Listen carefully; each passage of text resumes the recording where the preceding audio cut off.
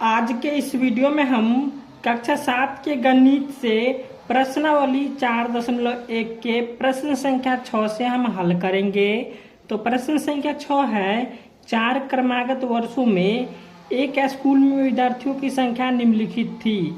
यहाँ पे दिया हुआ है 1670, 1750, 2540, 2820। तो इस काल में विद्यार्थियों की माध्य संख्या ज्ञात कीजिए। तो यहाँ पे हमें माध्य ज्ञात करना है। चलिए इसको हम हल करते हैं।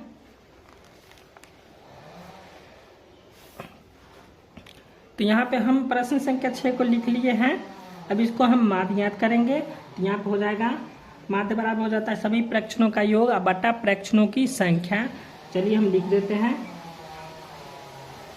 माध्य बराबर सभी प्रेक्षणों का योग बटा प्रेक्षणों की संख्या। ठीक है, अब यहाँ पे सभी को जोड़ लेंगे। तो जोड़ लेते हैं, 1670 प्लस हो जाएगा 1750 प्लस हो जाएगा 2540 प्लस हो जाएगा 2820। ठीक है, अब कितना है 1 2 3 4। तो प्रेक्षणों की संख्या यहाँ पे सॉरी छूट गया है, सभी प्रेक्षणों की संख्या हो जाएगा।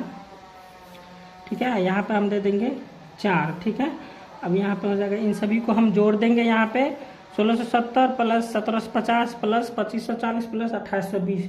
जब हम इन सभी को जोड़ेंगे तो इसका आ जाएगा 8780। ठीक है, और बटा में हो जाएगा 4।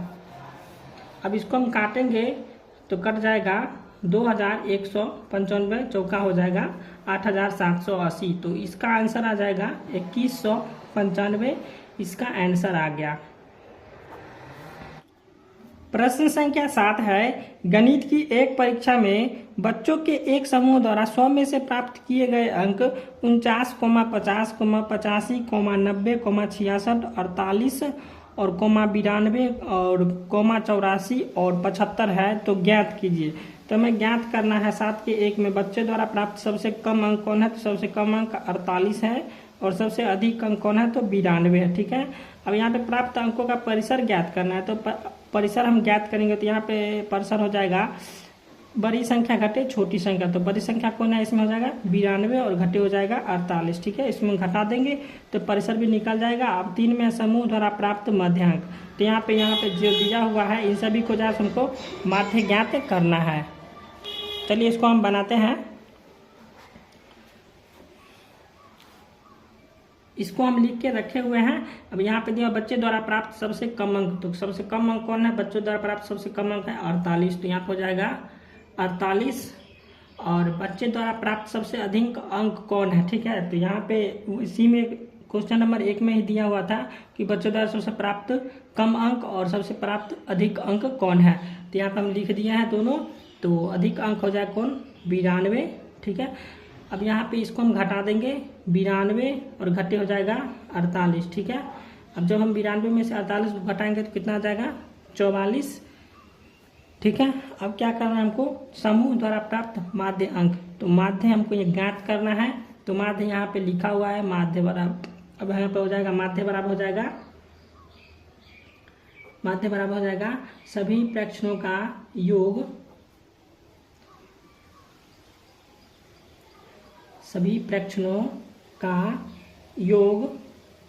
बट्टा हो जाएगा सभी प्रेक्षणों की संख्या।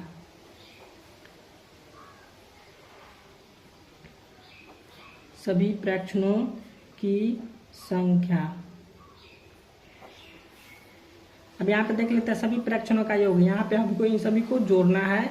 तो यहाँ पे हो जाएगा 49 प्लस 50 प्लस हो जाएगा 85 प्लस 90 प्लस हो जाएगा 66 प्लस हो जाएगा 48 प्लस हो जाएगा 92 और प्लस हो जाएगा 84 और प्लस हो जाएगा 75। ठीक है, अब यहाँ पे देखेंगे कितना हुआ, 1 2 3 4 5 6 7 8 9। तो कुल मिलाकर हो गया 9। ठीक है, अब यहाँ पे इन सभी को हम जोड़ेंगे तो कितना आ जाएगा 639, ठीक है, और बट्टा में हो जाएगा 9। अब इसको हम काट देंगे तो कट जाएगा, हो जाएगा 71, नमा हो जाएगा 639, ठीक है। तो इसका आंसर आ गया 71, ठीक है।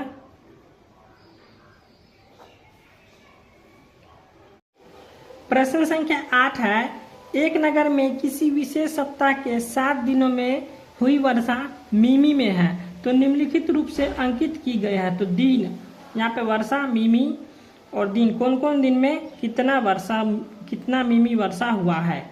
तो दिन यहाँ पे दिया, रविवार को हुआ है 12.2 मिमी, और सोमवार को हुआ 0.0 मिमी, और मंगलवार को हुआ 20.5 मिमी वर्षा हुआ, और बुधवार को हो जाएगा 2.1 मिमी, और बृहस्पतिवार को हो जाएगा 5.5 मिमी, और शुक्रवार को हो जाएगा 1.0 मिमी, और शनिवार को हो जाएगा 0.0 मिमी।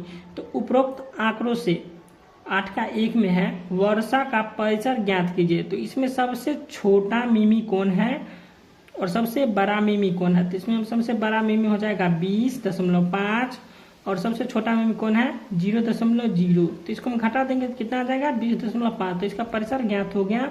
अब सप्ताह की माध्य वर्षा निकालिए। तो यहाँ पे इन सभी का क्या करना है, हमको माध्य ज्ञात करना है। और 3 में है माध्य वर्षा से कम वर्षा कौन सा दिन रहा। तो यहाँ पे जो हम माध्य निकालेंगे उसका आंसर जो आएगा उससे कम वर्षा कौन कौन दिन हुआ है वही हमको लिखना है। चलिए इसको हम बनाते हैं।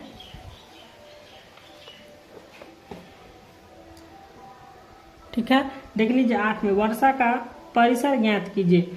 तो उसमें सबसे अधिक संख्या कौन था 20.5, ठीक है। तो यहाँ पर हम लिखेंगे 20.5 और घटे हो जाए कितना 0.0, ठीक है। इसको हम घटा देंगे तो इसका आंसर आ जाएगा 20.5। अब सप्ताह का माध्य वर्षा निकालना है। तो यहाँ पे हम इन सभी को जोड़ेंगे, कितना है, रविवार को हुआ था 12.2 और जोड़ हो जाएगा सोमवार को हुआ था 0.0 प्लस, अब मंगलवार को हुआ था 20.5, ठीक है, प्लस हो जाएगा बुधवार को कितना हुआ था 2.1 और बृहस्पतिवार को हुआ था 5.5, शुक्रवार को हुआ था 1.0, ठीक है, और शनिवार को हुआ था 0.0। अब क्या करेंगे, इन सभी को हमको जोड़ना है। तो यहाँ पर हो जाएगा 1 2 3 4 5 6 7 हो जाएगा, कुल मिला के 7। अब यहाँ पे इन सभी को हम जोड़ेंगे तो कितना आ जाएगा, इन सभी को हम जोड़ लेंगे तो हो जाएगा 41.3, ठीक है, और बट्टा में हो जाएगा 7। अब इसको हम काटेंगे तो हो जाएगा 7 से काट देंगे तो हो जाएगा 5.9, ठीक है। तो इसका आंसर आ गया 5.9। अब 3 में पूछ रहा है हमको, ठीक है। अब 3 में पूछ रहा है कि माध्य वर्षा से कम वर्षा कौन कौन से दिन रहा। यहाँ पे देख लीजिए माध्य वर्षा कितना आया 5.9 दिन। अब इससे कम कौन कौन दिन वर्षा हुआ है वही हमको लिखना है, ठीक है। देख लीजिए हम बतला देते हैं। अब 5.9 से कम कौन दिन वर्षा हुआ है, देख लीजिए यहाँ 5.9 से कम वर्षा कौन कौन दिन हुआ। तो सोमवार को हुआ कम वर्षा 0.0 और बुधवार को भी हुआ 2.1 और बृहस्पतिवार को 5.5 और शुक्रवार को 1.0 और शनिवार को 0.0। तो हमको लिखना है यहाँ पे सोमवार हो जाएगा, फिर बुधवार हो जाएगा, फिर बृहस्पतिवार, फिर हो जाएगा शुक्रवार और फिर हो जाएगा शनिवार। चलिए इसको हम लिख लेते हैं। तो 3 का आंसर हो जाएगा, पहला हो जाएगा सोमवार, उसके बाद हो जाएगा बुधवार, उसके बाद हो जाएगा बृहस्पतिवार,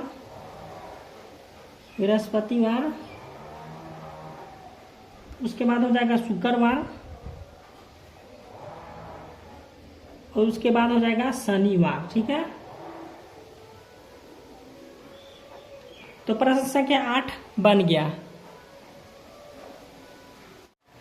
अब प्रश्न संख्या 9 है, यदि 6, 8, 5, x, 4, 7 और 8 का माध्य 7 है तो x का मान ज्ञात कीजिए। यहाँ पे हमको x का मान ज्ञात करना है। चलिए इसको हम ज्ञात कर लेते हैं।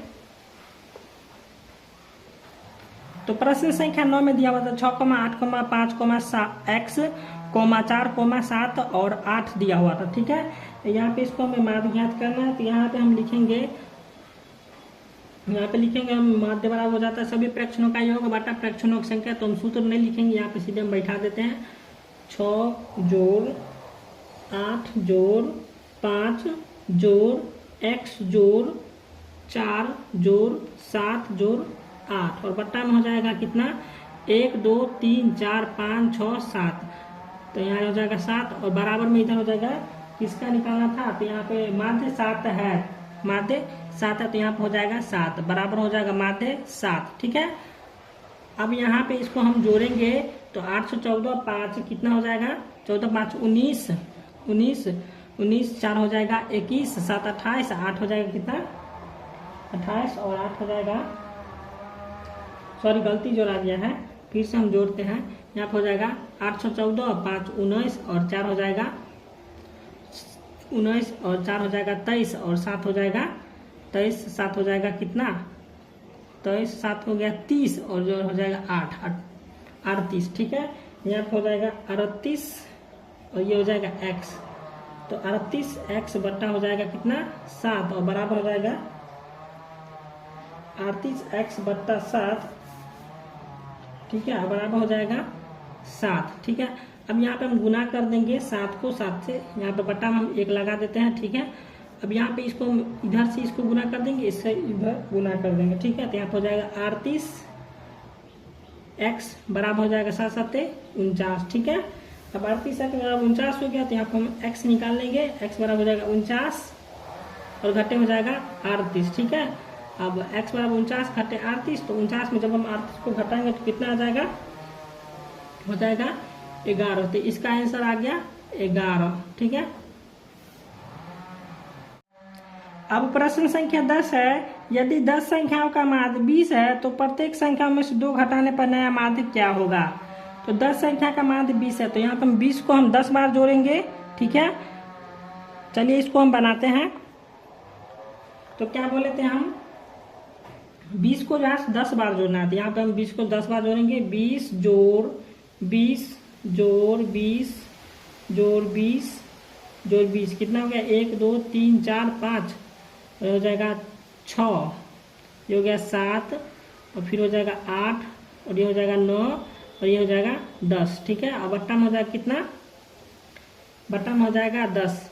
अब यह इसमें से हमको 2 घटाना है। ठीक है, कैसे 2 घटाएंगे, तो यहाँ पर देख लीजिए, यदि 10 संख्याओं का माध्य 20 है तो प्रत्येक संख्या से 2 घटाने पर नया माध्य क्या होगा। तो चलिए इसमें हम 2 घटा लेते हैं। 20 में से 2 गया तो कितना बच गया 18। इसी तरह के हम सब में से घटा लेंगे 2, तो यहाँ पर जाएगा 18 जोड़ 18 यही 10 को हम लिख देंगे घटा घटा के 18, तो 3 को 18 हो गया 4, ये हो जाएगा 5 और ये हो जाएगा 6, ये हो गया 7 और ये हो गया 8 और ये हो गया 9 और ये हो गया 10 और बट्टा में हो जाएगा कितना, तो 10। ठीक है, अब इन सभी को हम जोड़ेंगे तो हो जाएगा 18 दहे के 180 और बट्टा में हो जाएगा 10। अब काटेंगे इसको तो 10 से 18 दाम कट जाएगा, 18 दहे के 180, कितना आंसर आ गया 18। ठीक है, 18 आया है, तो इसका आंसर आ गया 18। अब प्रश्न संख्या 11 है, 5 संख्याओं का माध्य 16 है। ठीक है, 5 संख्याओं का माध्य 16 है, तो यहाँ पे हम लिखेंगे 5 संख्या का माध्य बराबर हो जाएगा 16 और गुने 5 हो जाएगा 80। तो यदि समूहों की एक संख्या और मिलाई जाए तो 6 संख्याओं का माध्य 21 हो जाता है। ठीक है, तो हम 21 को हम 6 से गुना कर देंगे तो कितना हो जाएगा 126। तो क्या करना है, 21 को हमको 6 संख्या का माध्य बराबर लिखेंगे 21 गुने 6 बराबर हो जाएगा 126। तो छठी संख्या का मान ज्ञात करना है, तो यहाँ पर हम इसको 126 में से 80 को घटा देंगे तो इसका छठी संख्या का मान ज्ञात हो जाएगा। चलिए इसको हम ज्ञात कर लेते हैं। तो 5 संख्या का मान कितना था 16, तो यहाँ पे लिखेंगे हम 5 संख्या